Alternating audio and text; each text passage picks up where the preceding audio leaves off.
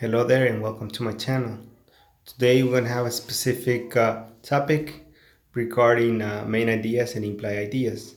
As you already know, this kind of topic is related to written text or written work. As we already seen before, we have main ideas, right? Usually we know about the main ideas because they are usually in a sentence. We have a topic sentence and then we have the main idea. We can find them usually when we are reading, for example, reports or maybe a short story or a passage, in order for us to kind of get an understanding of what the topic is about, or the story is about. We have the main idea that give us, the main, let's say, the main idea of what the topic is about. So, without further ado, we're going to start the presentation. First, as I was explaining, this topic is related with written text or written work, like maybe short stories, poems, reports, etc. Right, where we are able to see these two type of main ideas. We have main ideas and we have implied main ideas, right? So to get an idea of these two different type of main ideas, we have to see a written text. So for example, if we're reading a report about something, we look at the topic sentence, and in the topic sentence we are going to have the main idea of what the report is about, and in the main ideas we're going to have supporting details that give us explanation or different type of ideas of what the topic is about. So we have the main idea, and then we have the implied ideas, or the implied main ideas, as you want to say it.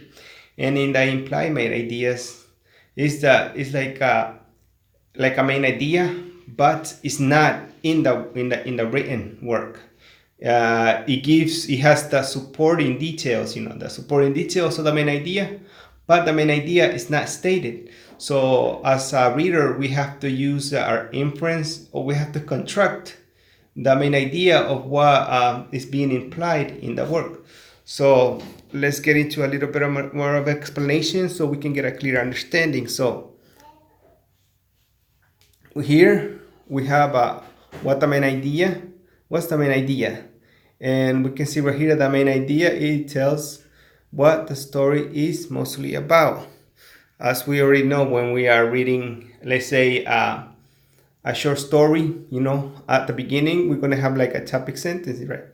And then throughout the passage we're going to see, usually at the beginning we see the topic sentence, right? And right with the topic sentence we have the main idea of the story, and we have the supporting details.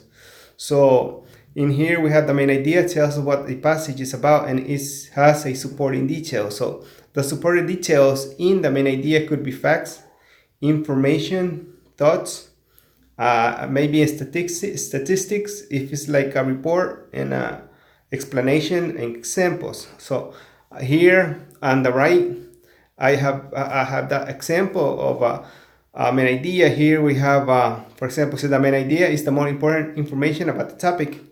And here we can see right here, let's say the topic, it says kangaroos are interesting. Maybe the topic about this, we are seeing, we're talking about animals. So we have the main idea as saying kangaroo are interesting animals, and then we have the supporting details, right? That they say they have excellent hearing. Kangaroos cannot walk backwards, but they are good swimmers. Most kangaroos eat grass. So in here we have like additional details about the kangaroo. So here we can clearly see, the main idea, and we have the supporting details, right? Because in here we're just focusing on a main idea in a work. And in order for us to be able to find the main idea in a topic, we need to first identify the topic. Second, check the first and last sentence. And third, look for repetitions of ideas. So this is like some steps that we can take in order for us to find out what the main idea in a topic is. On the other hand, we have the implied main idea. And here is an example, and we're gonna read it, and you can see that we don't have a main idea clearly being stated. So as a reader, we're going to have to infer what the message or what the main idea is about. So it's reads as the following. This says, the others are complaining that you don't leave any coffee for everyone else. So here it just gives us some supporting details. So we don't have the main idea. So by reading what it says on the text, we can infer or we can construct in our own ideas that what it's trying to imply is that he is drinking all that coffee.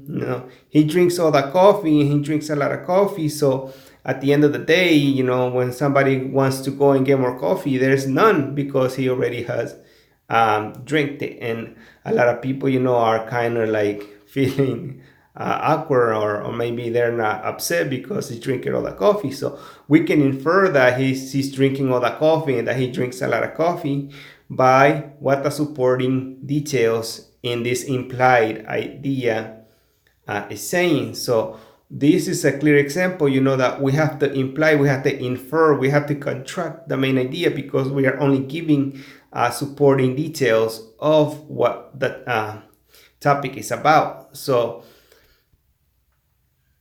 an implied main idea, it says a writer will not provide or state a main idea. So what the writer does is just give us the supporting details, and as a reader, we have to infer of what the writer is trying to say.